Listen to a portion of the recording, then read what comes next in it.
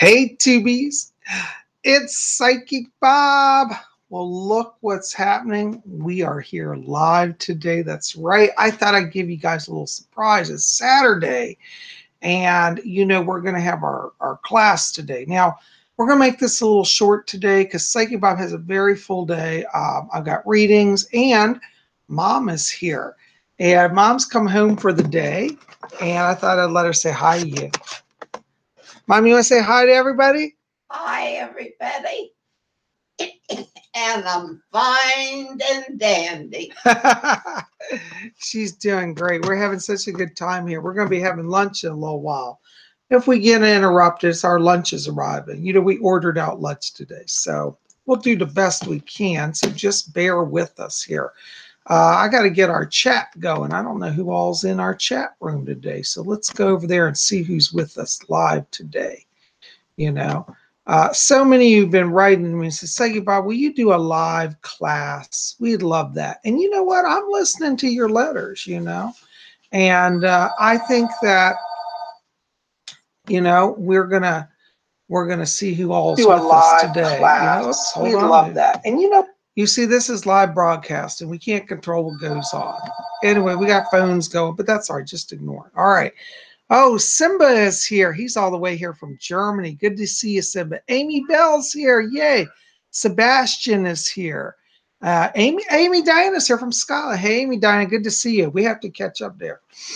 Anyways, I'm so glad you guys are here. And I just felt like doing something different today. I said, let's do a live class. I thought you guys would enjoy that. So, well, as many of you know, we do this every Saturday, especially for the new people here. This is a Saturday thing we do. It's a spiritualist class. So many of you have been writing, say you want to learn about the traditions of spiritualism. And as many of you know, I've had many years experience in the Spiritualist Church. I was a licensed medium of the NSAC, the National Spiritualist Association of Churches. And, so we're going to be doing a class on spiritualism. Now, for those of you who may not know, spiritualism is a religion. It's a science, a philosophy, and a religion. And next week, we're going to do some touch-in on this book. And if you want to get one of these, you can buy these online. Go to eBay or to Amazon, and you can get this. It's called the Spiritualist Manual, and it's put up at the Assembly of General Assembly of Spiritualists, and it's published by the Book Tree out of California. But this is gives the outline, the traditions of spiritualism. So I recommend it. Now, one of the things I thought we'd just touch in today, we're going to get more into this next week, so I'm not going to go into depth with this book today. But some of you said, well, Psychic Bob, I want to go to a spiritualist church, but I don't know what to expect. I'm a little scared. I've never been to it. I don't know how to do the ceremonies.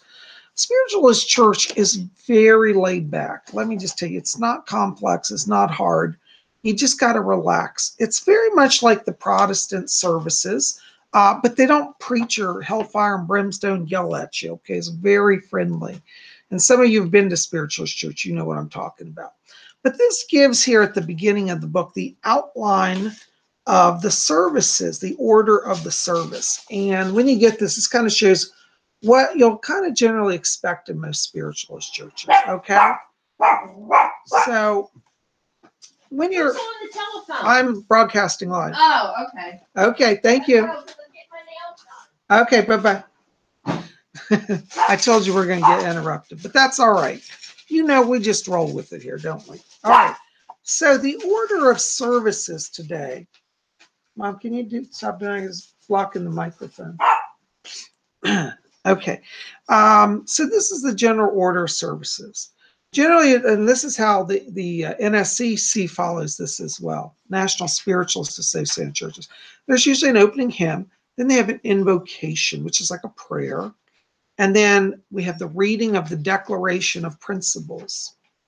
And we've talked about the principles before, and we'll go into that more next week. And then there's an address or a lecture. Sometimes the medium will go into trance and be on the platform, and spirits will channel through them. They'll deliver a message. Or sometimes it'll be just an old-fashioned sermon with people teaching from the pulpit. But I think you'll find that the teachings in the spiritual church are very open-minded, very broad-minded, and they don't that, there's no forced belief in spiritualism. It's not like you must believe this. They're like, these are things we've discovered, and we encourage you to explore them. So it's kind of that mentality. And then there's usually a hymn, and then they'll have announcements in the offertory. So this is kind of the outline of the service here.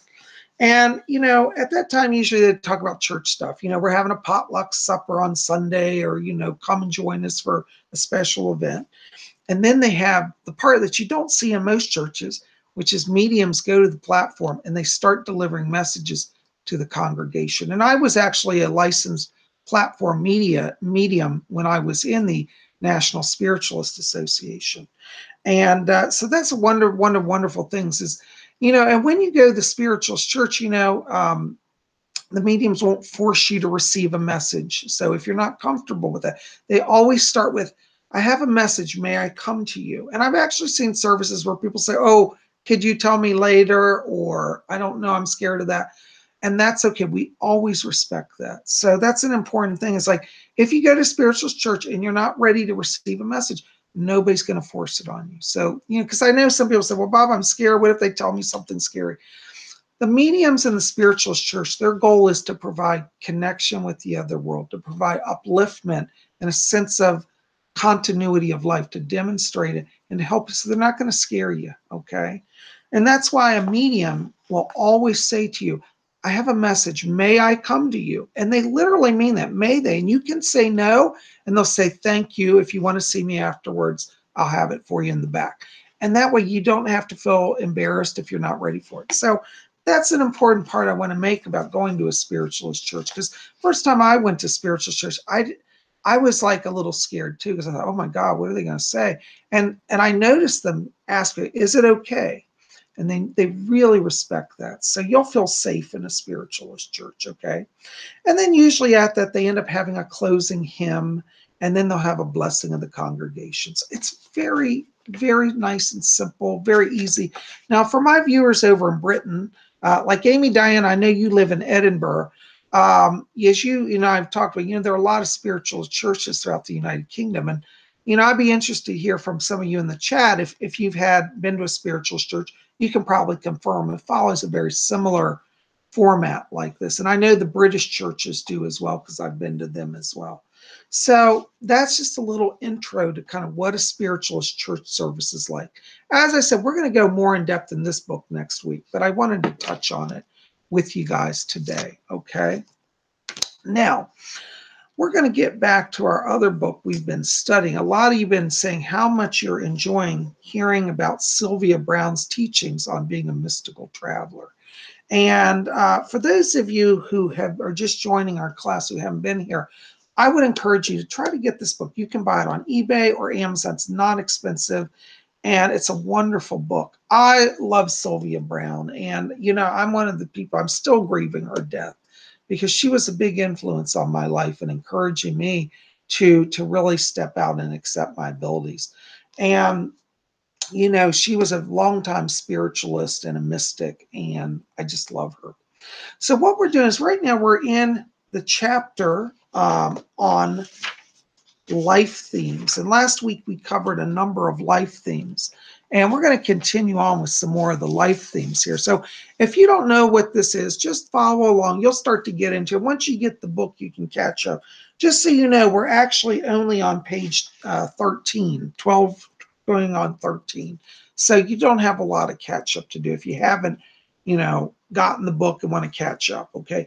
I would encourage you, if you get the book, go through the last few weeks' videos. You'll see it says Psyche Bob Spiritualist class, and you can follow along, get the insights and learning from the previous videos, okay?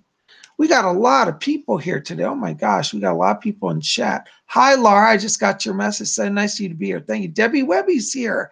Hi, Debbie. Yes, this is a live Saturday. I decided to throw a curveball at you guys. And Laura M just wrote, she said, I'm reading Sylvia Browne's book. That's so happy. That makes me so happy. Sylvia Browne, I know she's controversial. There's somebody who said, Bob, I hate Sylvia. That's okay. You can love her or hate her, but if you study her writing, you'll get a sense that this lady really was a real spiritual person. She really taught from the heart and was guided by the Spirit. So I don't care what CNN says about her, because, they tried to destroy her. which I think was a sin, honestly. But I'm a big fan of her. I love her. I still love her. And as many of you know, she channeled through me one time. And if you go in my videos, you'll see a video where it says Sylvia Brown visits our seance. So you can look that up. By the way, if you're trying to find stuff in my videos, if you go to where the little hourglass or the little magnifying glasses within the videos area, you can actually just type in Sylvia Brown. It'll bring up that seance video. All right, hold on. We got some more chat going on here. Oh, thank you, Tina, for your kind blessings. Amy Diana just wrote, she says, there are a lot of spiritualist churches in Edinburgh alone. Is there an overwhelming amount? There is an overwhelming amount of choice. Spiritualism and exploring the spirit world is quite a common thing. And you know, Amy Dan, I have to tell you, that's what I love about the UK, because you know, in America, we do have spiritualist churches. It's ironic, spiritualism started in the United States in the 1800s, but it's really taken off and it's maintained its strongest form in the UK. We have it here, but it's much harder to find spiritualist churches. So whenever I go to the UK, I tell you, you know, when I'm going to hopefully in the next year travel and get to come to see you guys in person, all my UK people. And hopefully I'll be doing some appearances at the spiritualist churches. So we'll see about that. Anyways, but thank you guys for being here, you know. And Debbie Webby said she got to see Sylvia Brown in person twice, and she was great. Yeah, I miss her too, Debbie. I'm telling you. And oh, isn't that interesting? Amy just told me, she said there have been dedicated tourist attractions in Edinburgh to explore spirit people. I love that. And you know, Amy, we've talked about that. And when I was in Edinburgh, I tell you, you could feel the spirit energy. It was literally palpable. And I know you know what I'm talking about. Okay. Yes, I did. Yes, you're right. She said, I know you know it from visiting. This is great. I'm so glad you guys are here. Well, welcome to our class. As I said, if you're new here, don't be intimidated. Just relax, join in, join our discussion. And if you've never explored spiritualism, that's okay too. Just make it fun. You know, I always tell people we're not here to lord the word over you. We're here just to open and have a discussion and learn together. So let's continue on with Sylvia Brown's definitions of the 47 life themes of humanity. Now, last time we stopped at the builder. All right, and the next one is point number 6 on page 13, if you've got your books, and it's the caretaker. So we're going to just read this. As their name implies, these entities take care of people and generally do so happily. Rosie, my childhood maid, looked after our house, walked me to school when I was little, and spent her whole life enjoying being part of our family until she died. She'd been married at one point, but her husband had died in World War II. Then she became attached to my grandmother and thus came to care for all of us in our family. You know, I think this is a wonderful life thing because, when I think we actually touched this last week. Now I'm looking at it, but it's worth repeating because as I told you, since my mom's been in the nursing home, I've met a lot of wonderful people. When I met them, I thought these people have life themes of caretakers because you can see the devotion in them. And many of us never realize how many times those caretakers are factors in our life, And so we should be mindful and try to be aware of who the caretakers are, okay? Okay, number 7 is the catalyst theme, okay? Here are the networkers and innovators, those agents of change who make things happen. Catalysts are the classroom stars who everyone aspires to be, the ones invited to parties to ensure excitement. Catalysts are essential to society for their innovations. Ralph Nader is a prime example. Generally, they have boundless energy and actually appear to thrive on stress. They must have an arena in which to perform. However, or they become morose and counterproductive, And I think this is important because I do think that, when we talk about the life themes, first of all of them are important. And sometimes we have people in our lives, and we think, well, what is their purpose? Like they annoy me or they stress me out or like, why does that person act like that? But they're working out their own soul journey. And catalysts We all need them. I mean, if you think about, like, for example, the founding of the United States, we just have 4th of July. A lot of the founding fathers had catalyst life themes because they thought, you know what, we're not happy with the status quo. We're going to get things going. And they started pushing the agenda. Catalysts sometimes annoy people, but, you know, they generally annoy the people who are blocking success or spiritual growth. So catalysts are very valuable to our journey. Okay. All right. Point number 8 is the cause fighter. The number of crusades is infinite. Peace, whales, hunger, and so on. And the cause fighter will either be drawn to them or will create more. These entities fulfill an important function by speaking for others who are perhaps too absorbed with their own themes to address social issues. Cause fighters have a tendency to be impulsive and can place themselves and others in jeopardy. So it is essential that they consider the possibility that the cause itself may be minimal compared to their ego involvement. And, you know, I have to tell you, I've encountered a number of these people in my journey as well. And I admire cause fighters because they are the voices for the underdogs. They stand up and say, no, we're not going to let the slum landlord, you know, extract rent out of people and turn off the heat, you know. These are the people that are union leaders. You know, over my lifetime, my parents were involved with unions, and I used to hear about union negotiations. And so cause fighters are people that had unions because they're saying, you know what, we're standing for the working man. We're standing for rights that corporations can't abuse people and hurt them. Cause fighters also, a lot of times you'll find that the cause fighters and the catalysts work together. You know, the catalysts are kind of like the brains, and the cause fighters are the muscle. They work together to really push change, okay?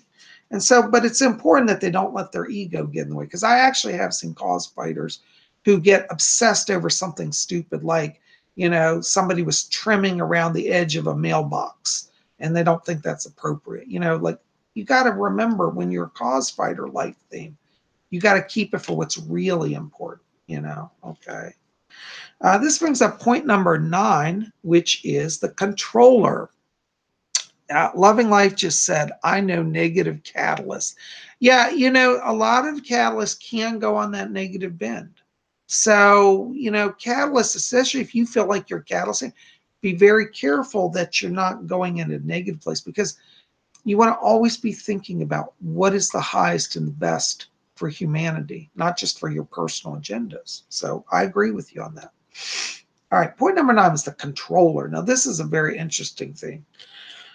The challenge for this entity is obvious. In fact, Napoleon and Hitler were 2 typical examples of this theme manifested in the most negative sense. Controllers feel compelled to not only run the overall show, but to dictate to others how they must perform the smallest details of their lives. In order to perfect, these entities must learn self-control and restraint.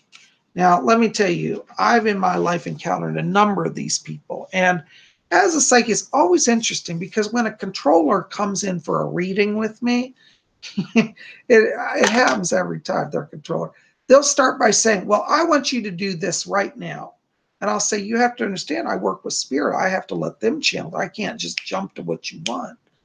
And they try to control me and control the reading. And I, you know, for them, it's a real challenge to sit down and just be present. And, you know, I knew a controller once. There was a lady I knew, and she was so obsessive about, like, you know, like the way her dishes were done.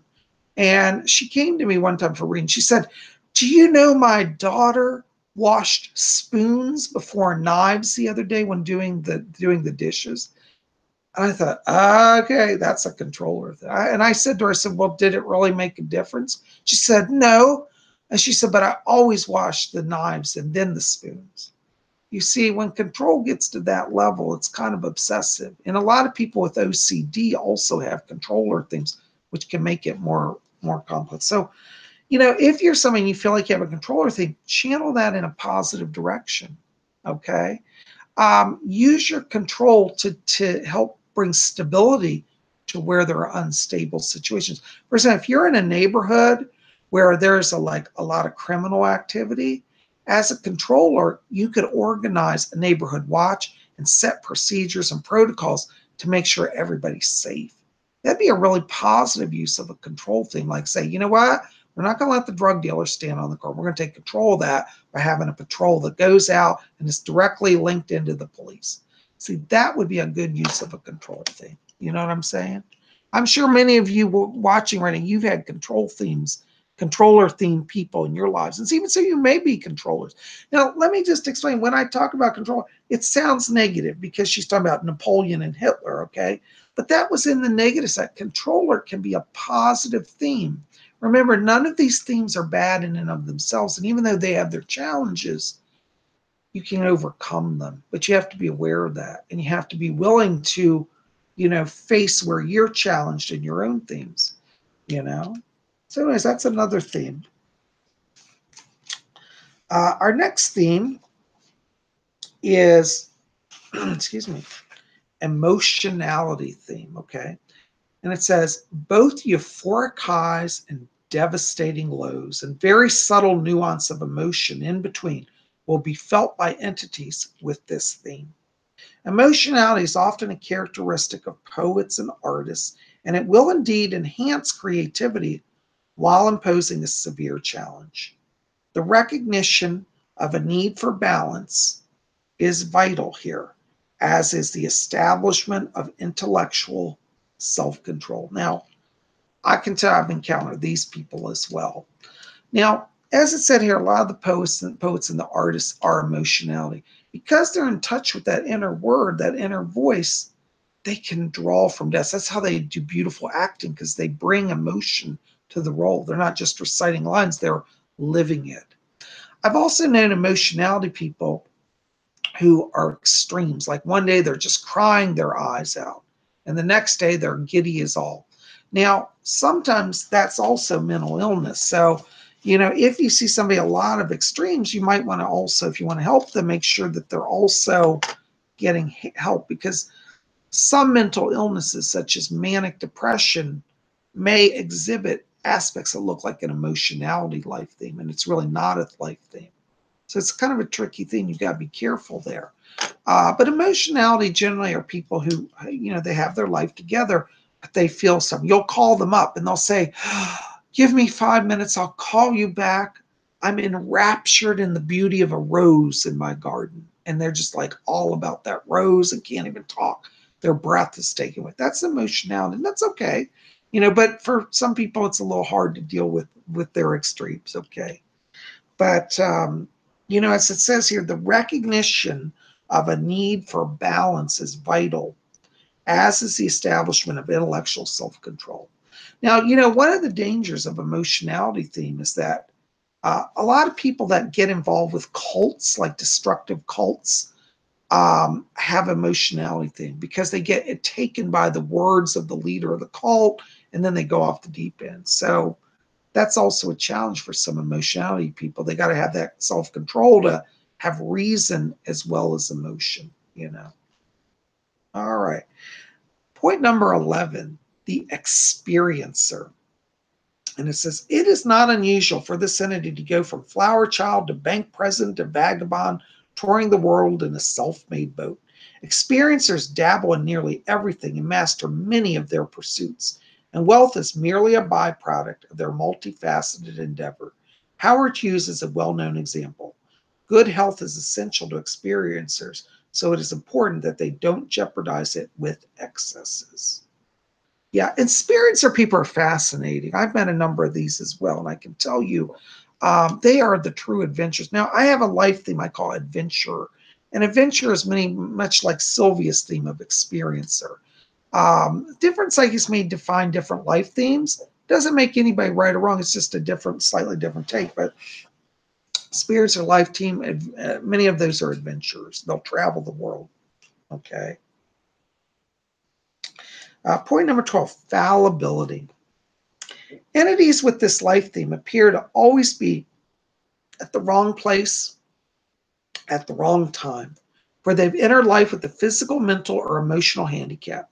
Helen Keller, who as an infant contracted a fever that left her deaf and blind, is an excellent example. Her triumph over these so-called hindrances is an inspiration to everyone. It is important for entities with a fallibility theme to remember that they chose this path in order, and here's the key part, to set an example for the rest of us, you know. So when you see people, you know, and it's like no matter what they do, they're always in some way disabled, being held back. It's like that's a fallibility. But, you know, by their ability to overcome, they inspire us. So don't, you know, don't play the victim card if you have a fallibility thing. It means that you've been put up special roadblocks, but it also means that you're a powerful soul, you know? Okay. Oh, that's great. Loving Life said, maybe that's where we choose positive or negative learning. Yes, our life themes, you know, like the negative catalyst, I believe you're talking about. Yes, we do choose to take positive or negative aspects of our roles. Amy Diana says, I definitely say I may have a dose of the controller theme. I'm still working on it. See, and that's the wonderful thing about the life themes, because when you can recognize your life theme, you know, you have greater control. Many of you have come to me and said, Psychic Bob, I don't know what my life theme is. And, you know, in your readings, I always talk about that. And I always, sometimes when I give people their life themes, they get upset, like, oh, I wish I was this theme. And I said, oh, listen, your life theme you chose is for your soul's growth and perfection. Now, you know, when we're talking about a mystical traveler, as Sylvia said earlier in this book, that being a mystical traveler doesn't negate your life themes, but it may slightly alter them. So if you're somebody who's struggling, like, for example, with the emotionality theme, once you take on the mystical traveler theme, you may have a greater sense of balance. You'll still feel deeply, but you have greater control in order to be more effective in your journey to help others. So if you are feeling challenged by your life theme, you know, don't let that scare you. That's a sign that you're really making progress. You know, I always say in instruction, if you're in a point in your life where you're like, you know, Bob, I feel like I'm hitting a wall, nothing's working, everything's crazy, then that's the time for you to stop and reevaluate your life and say, what did I come here for? What's my mission? Am I doing it? You know, and when we can approach life from that perspective, it's easier. And it's suddenly, you know, for example, many of you know I have a psychic life theme and a communicator life theme. By the way, you can have more than one life theme. You can have as many as you want, but most people have one life theme, sometimes two, occasionally three or four. I have two life themes. And we'll get into the psychic life theme later. But why I'm bringing this up is that, you know, as a psychic, it's been a challenge for me. And because, you know, when I was younger, I was in a culture that didn't really recognize it. You know, in the last few years, last 10 years, I think that society has become a lot more open to spirituality and spirit communication. And thanks to the work of like Sylvia Brown, people with psychic life themes aren't so much ridiculed or shunned anymore. But there was a time where you said to people, I'm a psychic or I believe in psychic things, you'd have been pushed out of society. So you see that the work of various life themes have made it easier. Like I'm sure it was the catalysts, the cause fighters who stood up and defended psychics, you know, and stood for freedom of religion. In fact, the Spiritualist church, I'm going on a tangent here, but it ties in. The Spiritualist church was actually founded because many people in the early days were gathering with mediums, and the local government said, oh, they're practicing psychic stuff. Well, we got to shut that down. They would arrest the mediums or fine them. Well, luckily in the United States, because of our Constitution, we have freedom of religion as one of our constitutional rights. So a lot of people had psychic gifts, formed spiritualist churches because they could exercise their beliefs under a church structure, and that gave them legal protection. And so spiritualist churches, even in the early days, the spiritualist churches would sometimes have police raid them and accuse the mediums of fortune telling, which a lot of communities have fortune telling laws still on the books. Like if you're doing fortune telling, it's illegal, you'll be run out of town. But there's a difference between scam fortune telling and legitimate spiritual work. And the spiritual churches were formed to demonstrate that and to provide a shelter for mediums and psychics. So this is why I have still, even though I'm not formally a member of the NSAC, I'm still a spiritualist. By the way, spiritualism, you can be a spiritualist independent of any church organization. So like as I showed you this book, it's by the General Assembly of Spiritualists, which is an actual religious organization. But you don't have to be part of a religious organization to be a spiritualist. Kind of like Wicca. We have solitary Wiccans and coven group Wiccans. Same thing. Okay. I hope that makes some sense to you guys. I love it. I'm just trying to read y'all's chat. You got so much things going on. Amy Bell said, yes, this is so interesting. I love Saturday class. I'm so glad you're here and enjoy. I hope all of you are having a good time. I try to make this interesting. I don't want to sit up here and pontificate. I think we're all learning together, you know.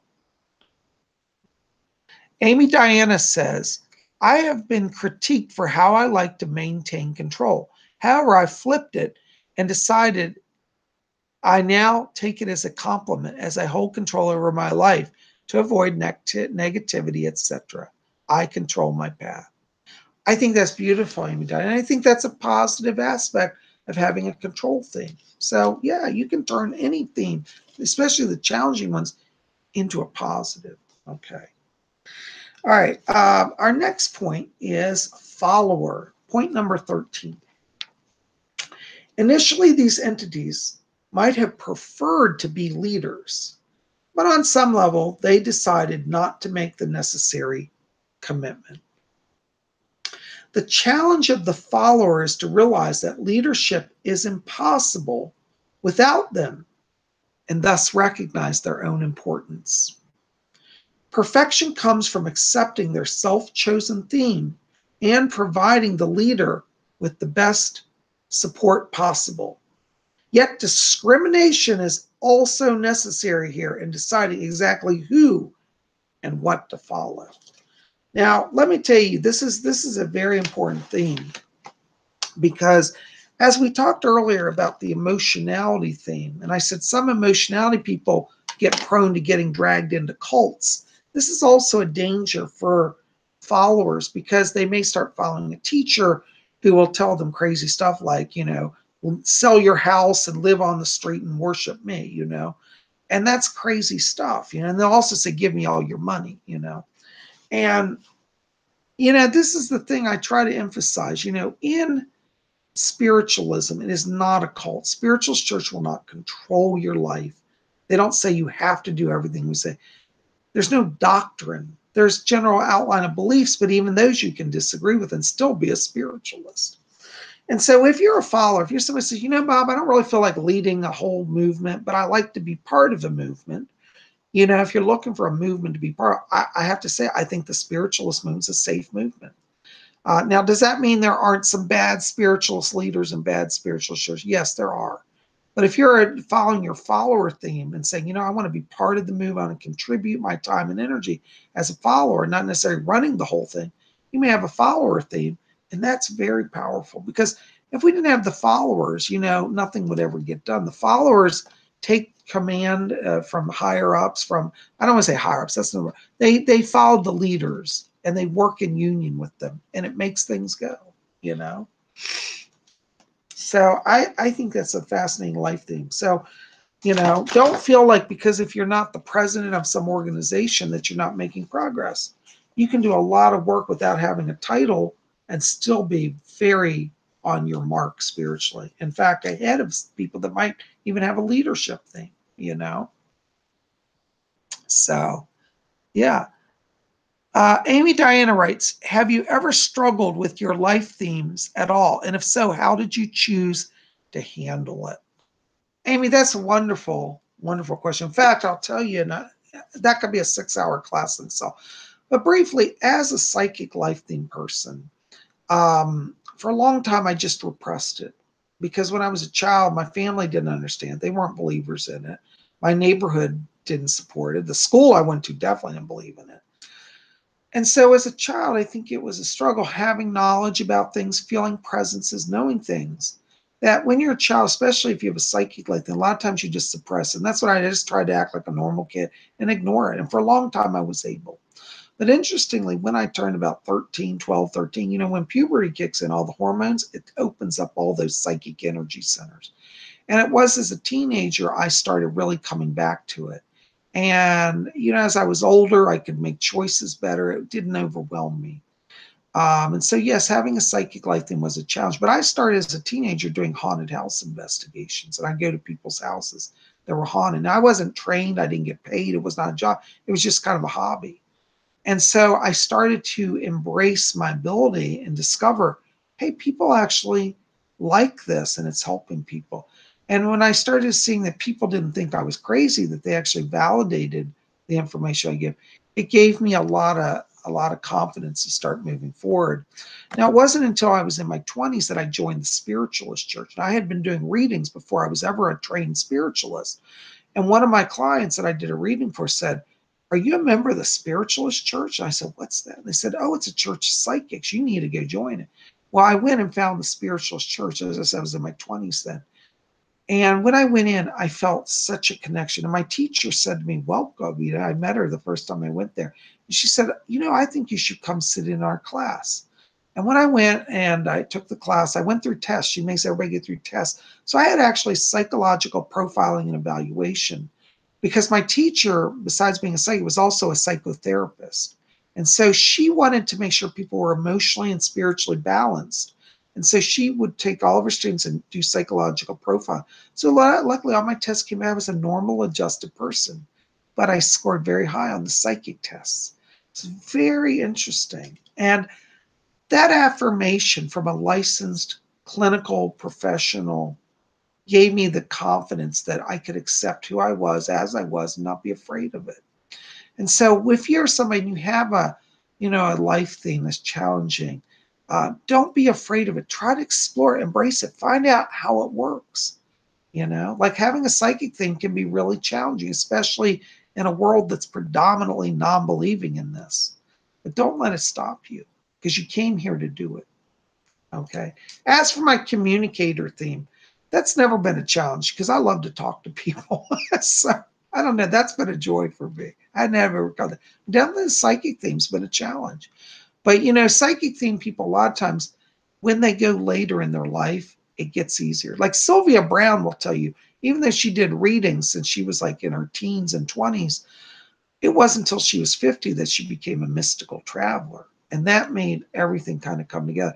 It wasn't until I was 40, I'm 50 now myself, and it wasn't until I was 40 that I really embraced and took on that mystical travel. And it's like all my struggles and my themes made sense and came into focus. And I've been more productive ever in the last 10 years than I had in the first 40 years. So, when you talk about, your journey, a lot of you are young people watching. And when I say young, I mean like you're probably in your 20s and 30s. But once you get into your 50s, things start to become a little easier. And if you're a young person like that and you're feeling like, I can't master this thing, be gentle with yourself. Don't beat yourself up because you can't do everything perfectly. It took me many years to embrace my gifts and to actually use them in a way that really benefited a larger scale.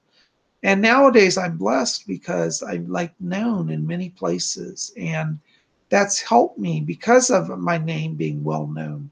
It's opened doors that I can also be a voice to help other people. So, all the people who have worked over the years in the spiritualist movement, I give them all credit because they opened the door to allow people like me, people like you to do what we do, people like Sylvia, and so we have to really be thankful and let our life things guide us. Okay. Now, let's see, what time are we at here? Okay. Um, we're going to go just a little more here. Okay. The next theme, number 14, is the harmony theme. Okay. Balance remains vitally important to entities with this theme. That's the harmony theme. And they'll go to any length to maintain it. Their personal sacrifices are admirable up to a point, but the real challenge lies in the acceptance of life's wrinkles. Remember that what can't be changed must be adapted to and accepted. Okay, harmony theme people, I call these people the love and light. And they're wonderful. They're bright people. They're having, love and light, love and light. But I have to be honest. I feel that when people have a harmony theme, they sometimes their challenges, they don't face the reality that there is real challenges or negative or even danger. For example, a harmony theme in a challenging position would be like, for example, if a mother has children and she's in a home and the husband is alcoholic or abusive or violent, well, her harmony theme could be a challenge because she might say, well, let's just appease him, everybody be happy. Meanwhile, he's being violent and abusive, but because she wants to maintain harmony, she's letting a lot of stuff slide that she shouldn't. When the children get injured because of it, that harmony theme has been a discredit to her spiritual life. And so harmony theme people need to, they do bring light and love to there. So I'm not knocking it, but I do think that theme, and I've met a number of people that are challenged because they can also let stuff slide to where people are endangered. So if you have a harmony theme, also keep an eye of wisdom about you and say, yes, I want peace, but not peace at the sacrifice of my children's well-being, my family's well-being. So that's interesting. I think harmony theme is a beautiful theme. Harmony theme people, one of the things that's wonderful about them is they help cure. They're in a sense, I always say it, and Sylvia doesn't say it, but I kind of think of them as healers as well, because their sense of bringing harmony is healing. And a lot of times in organizations, if you have like a board, like a nonprofit organization, you have a board, and everybody's pulled in different directions. Harmony theme people get everybody feeling good about each other. They lower the hostility, and production actually moves forward because of that. So they're very valuable. So I don't mean to make it sound like that's a bad thing. It's a wonderful thing, but it does have its challenges, actually, as all the life themes do. Okay. And we'll do one more here today. The healer theme. 15, healer. These entities are naturally drawn to some aspect of the healing professions, be it physical or mental. The good they do is obvious, and the only danger is that they can easily become too empathetic. It is imperative that those with the healer theme pace themselves so that they avoid burnout. Isn't that wonderful? Now, a number of you here at Spirit Channel have healer themes, and we talked about that. And, in the Spiritualist church, by the way, they didn't say it in this manual, but a lot of times before the service, or sometimes right at the beginning, they'll have a healing service where you can go up to the front and psychics will lay hands on you and impart healing power. And so there are people in the Spiritualist church who said, I don't feel called to be a medium, but I feel healing power. And if you're feeling that healing power, especially when you go to Spiritualist church, you might be being called to be a healer. And Spiritualist churches are always short on healers because everybody wants to do mediumship, but healing is just as vital. And if people aren't in a place of well-being, physically, mentally, emotionally, spiritually, it's harder for them to connect with the spirit. So I think this is a very vital part of the Spiritualist church, that people are able to get healing on many levels. And so, the healer theme, very vital. And I know a lot of you have studied Reiki, quantum touch, all of these different healing modalities, massage therapy. Healing doesn't just have to be physical, it can also be mental and emotional, And so you might be one of these people who has a natural gift of spirituality. You could have a healer theme, and for example, a communicator theme. And your work as a mystical traveler might be just to be present in public and deliver healing messages. I knew a lady, and wherever she'd go, she used to get wisdom about people. Like she'd be in the grocery market, literally, and she'd see a lady and thought, she'd get a message, oh, that lady, she just survived cancer. It's, she's just worn out and she feels she's all alone because everybody abandoned her. And she would just know by spirit's guidance to go up to that stranger. Now, I don't recommend everybody do this. This is a special calling. But she'd go up and just lay a hand on the lady's arm. She'd say, I know you've been going through so much healing, and I want you to know you're not alone. You're loved. And she would give messages, and people would start crying. And they're like, how did you know? How could you know that? See, she was a special vessel of channel of healing. And she healed people emotionally. She didn't actually do physical healing. A lot of times she would encounter people after they'd been through physical healing. She was a healer nonetheless. Very interesting work, I one time had a Reiki practitioner work on my knee. I'd injured my knee. And I was literally in such pain. I was like, I'm going to the hospital. And she said, that's fine. I'll take you to the hospital. But before we go, let me just help you a little bit and lay hands on you. She laid hands on my knee. She was driving me to the hospital. And all of a sudden, my knee literally just shrunk. like the swelling, like literally visibly. And within an hour, my knee was restored. And I ended up not going to the hospital. And I never had a problem since. So, now I'm not saying ignore medical care, but sometimes the healing is so powerful, you won't need medical intervention. But, I always say work with your doctor because God made them healers too. So doctors have a healer theme, most of them. And I have met doctors who don't have a healing theme. And it's very obvious because they're not in tune with their patients and they do everything wrong. Usually they don't last long. Anyway, so that's our themes. We're going to stop there today because, as I said, Mom is home and I have to do stuff with her today. So we're not going to do the channeling just because of time. But I hope this has been helpful to you guys. I hope you're enjoying it. I hope you'll get this book. It's not very expensive. You can buy used copies for like $1 on eBay. It's not a very thick book. It's a thin book, but it's a wonderful book. I don't know if it's in paperback. I got a hardback. I love hardback books. This is me. So, but I want you to check that out. If you get a chance, and you can get it also, go online and look for, it's just called Spiritualist Manual, a handbook for spiritualist churches and members. And it's published by the Book Tree out of San Diego, California. Okay, there's the Book Tree. I don't see their website here. Anyways, look it up. I'm sure you'll find it. But we're going to also be covering stuff out of this book, which is a traditional spiritualist church manual book. And so we'll be covering a number of things here, and I hope you'll be with us next week,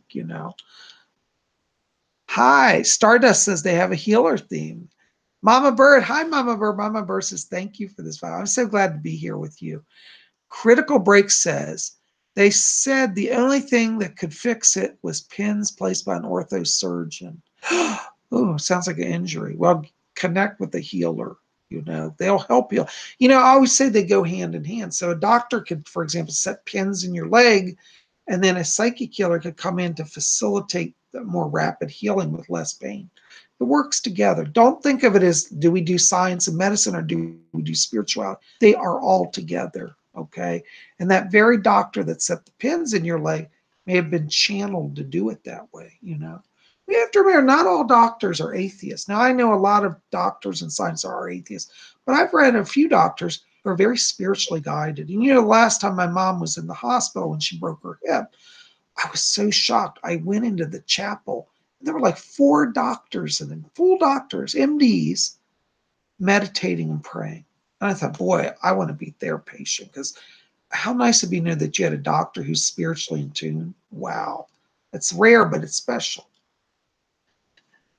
I'm so glad you guys are here. You guys have been wonderful. Hi, Mateo. You just said bye.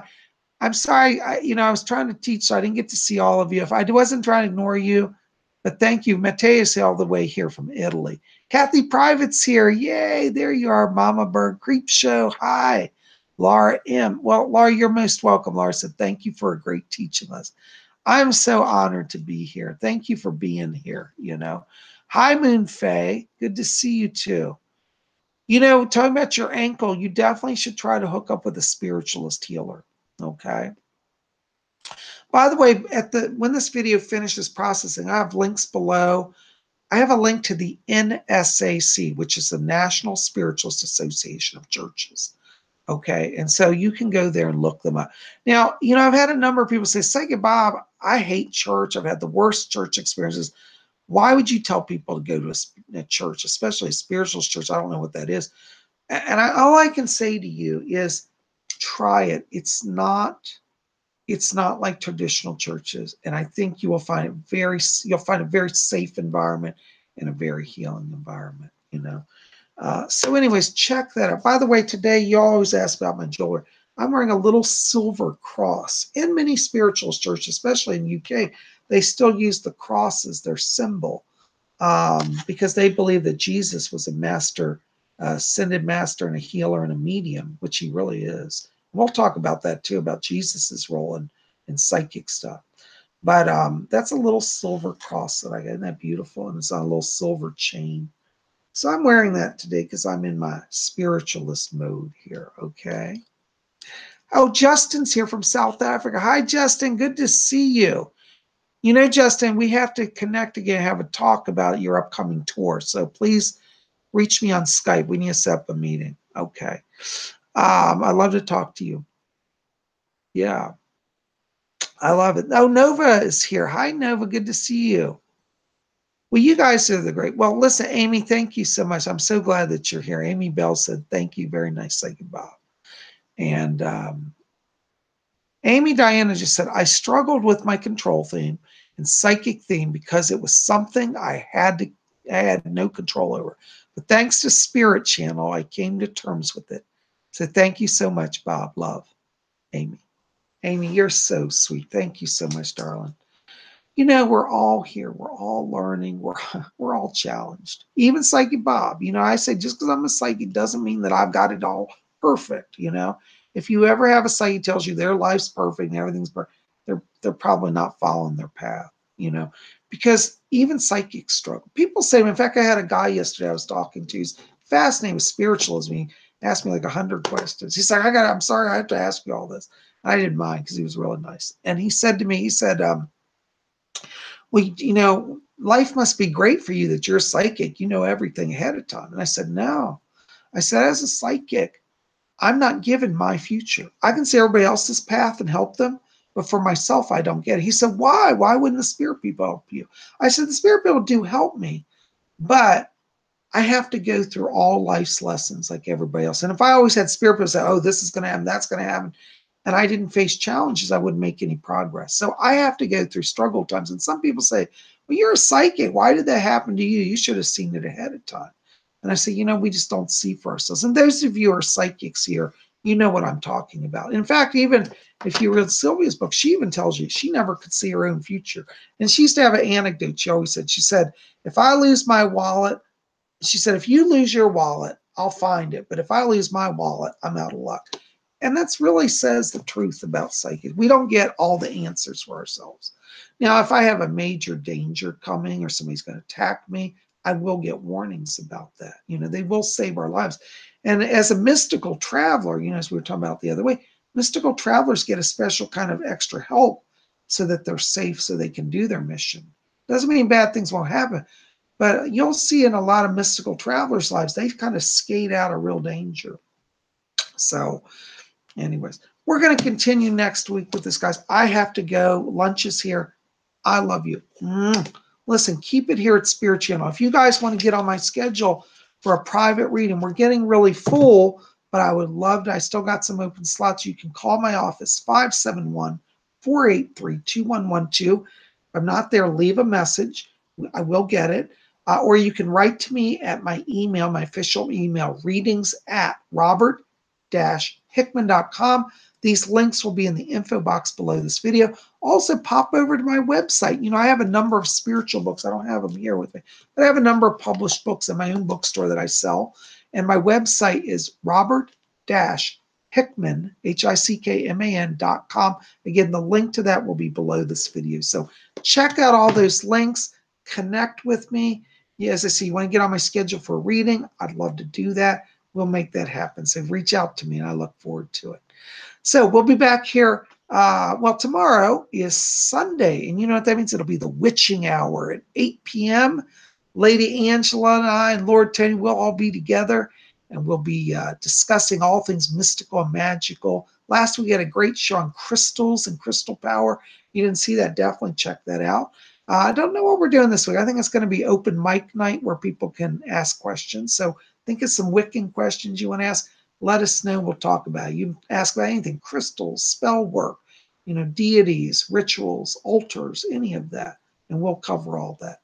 I look forward to being back here with you guys tomorrow. Listen, thank you.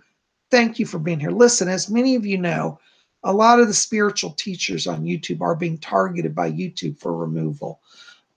They're stripping our revenues. They're blocking the distribution of our videos. So show YouTube that you support Psychic Bob. Give me thumbs up, like this video, favorite it, post it on your Facebook. Let's get the word out that we're here working for Spirit. And I hope you guys will continue to help me. I love you. Listen, we'll see you back here tomorrow for the witching hour. It'll be 8 p.m. It'll be a live broadcast. 8 p.m. Eastern U.S. time, 7 Central, 6 Mountain, 5 p.m. Pacific, 1 a.m. London time, 2 a.m. Paris and Germany time. So Paris, France, and Bonn, Germany time, 2 a.m. So I know a lot of you like to stay up late, so that's our time shows. And if you're elsewhere in the world, check the international time clock and you'll find out. But we'll be broadcasting live, and I hope you'll be here. I love you all. We'll see you tomorrow, and until then, may you always blessed be.